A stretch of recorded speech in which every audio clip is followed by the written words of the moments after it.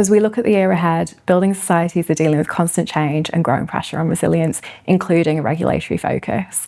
Internal audit's got a really important role to play, and here are a few risks that are really relevant right now. We witnessed some major cyber incidents in the UK last year, and they really highlighted weaknesses across identity and access management, as well as incident detection and response. These areas have been on audit plans for years, and you might feel like you've got a good handle on them, but what the incidents last year really highlighted is that just because something's been around for a while doesn't mean it's operating particularly well. So now's really the time to make sure that you've got really strong controls in your core cybersecurity processes.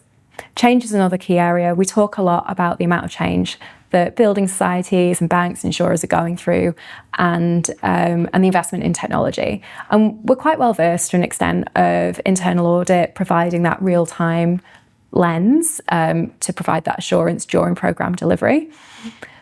What we talk about a bit less is the amount of change that's been going on. So we've had multiple major projects, often running back to back or even in parallel, and there's a real risk there of change fatigue.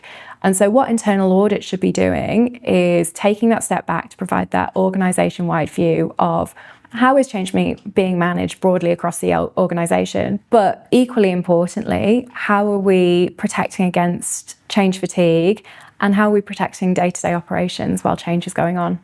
The third key area is resilience.